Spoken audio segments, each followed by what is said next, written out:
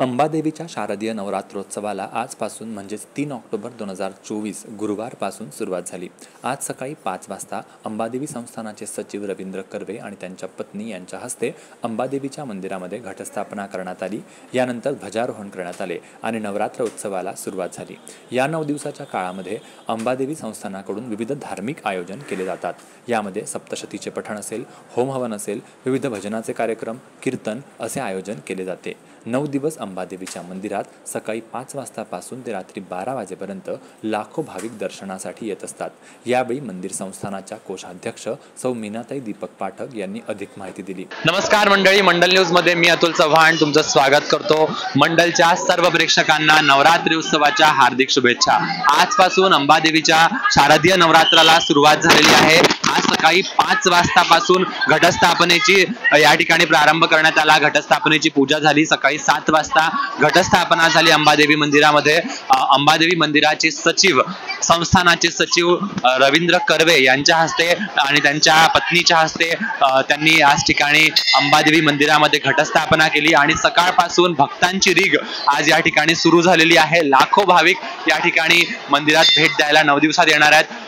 मंडळाच्या अंबादेवी संस्थानाच्या पदाधिकारी आपल्या सोबत आहेत। अंबादेवी संस्थानाच्या कोषाध्यक्ष मीनाताई पाठक आपल्या सोबत आहेत। त्यांच्याकडून जाणून घेऊया आजच्या ह्या संपूर्ण आयोजनाबद्दल। या घटस्थापनेच्या निमित्तानं काय सांगाल? घटस्थापना आज सकाळी 5 वाजता घटस्थापना झाली। दरवर्षीप्रमाणे आश्विन शुद्ध पक्षी प्रतिपदेला ही घटस्थापना होते। आजचे जे घट बसले आहेत ते आमच्या संस्थेचे सचिव कर्वे सर यांच्या हस्ते झालेले आहे। त्यानंतर 9 वाजता झेंडावंदन झालं आहे आणि ते ॲडव्होकेट दीपक श्रीमाई यांच्या हस्ते झालेलं आहे। दरवर्षीप्रमाणे सचिन देव महाराज यांचं प्रवचन या ठिकाणी होतं। ते सकाळी 8:30 ते 9:30 प्रवचन झालेलं आहे।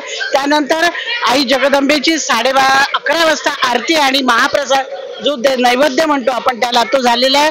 त्यानंतर कुमारिकेचं पूजन आणि सवाष्णीचं पूजन झालं आणि ओटीची व्यवस्था, महिलांना कुठल्याही प्रकारचा त्रास होऊ नये, महिलांची आबाळ होऊ नये किंवा कुठल्याही चोरी चपाट्या होऊ नये म्हणून आम्ही ओटीची व्यवस्था महिलांची वेगळी केली आहे आणि दर्शनाची व्यवस्था ही वेगळी केलेली आहे आणि तसेच पुरुषांची व्यवस्था सुद्धा आम्ही वेगळी केलेली आहे। या मंदिरामध्ये रोज नवरात्री उत्सवाच्या निमित्तानं किती भाविक अंदाजे भेट देतात? अंदाजे साधारण 1 ते 2 लाख लोक नुसते अमरावतीतच नाही तर संपूर्ण महाराष्ट्रातले लोक या अंबादेवीचा, ही आई जगतजननी आहे, साक्षात आहे।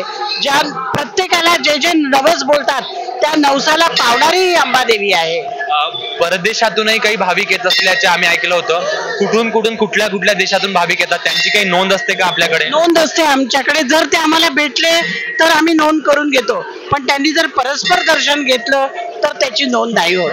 तसंच आम्ही जे बाहेर गावून येतात त्यांची निवासाची सुद्धा आम्ही व्यवस्था केलेली आहे।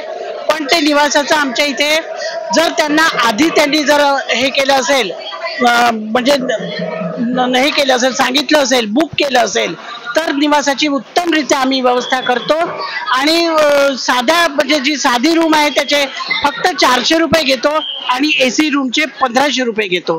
कुठल्या देशातून इथे भाविक येतात त्याची काही याच्या आधी नोंद झाली आहे? कुठल्या देशातून येतात? अमेरिकेहूनच माझा भाचा आला होता, पराग जोशी, तर त्याची इथे नोंद नाही घेतल्या गेली पण आले होते ते दर्शनाला।